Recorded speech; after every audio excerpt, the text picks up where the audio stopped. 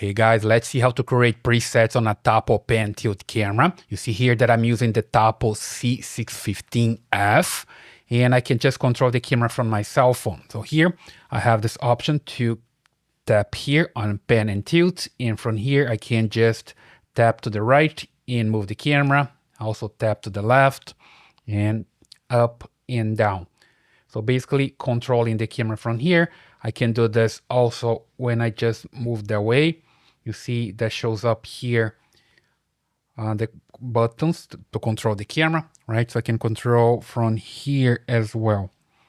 Okay, but if I want to create presets, what they call here viewpoints, I just need to come here and create a viewpoint. So I just position the camera and where I want, let's say here, and then I come here and I tap on this plus signal and I create a viewpoint, which is a preset. Then I just name it and hit here save.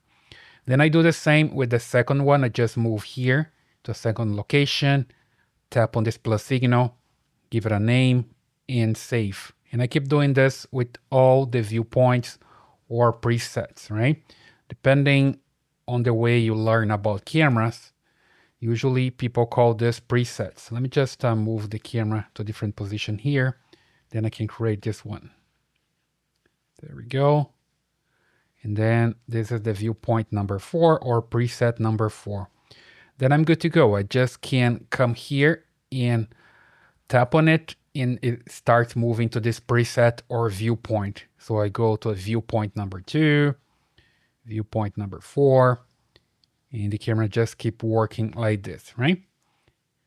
And you can also use the patrol here on the camera. You can just move the camera up and down or left to right, right?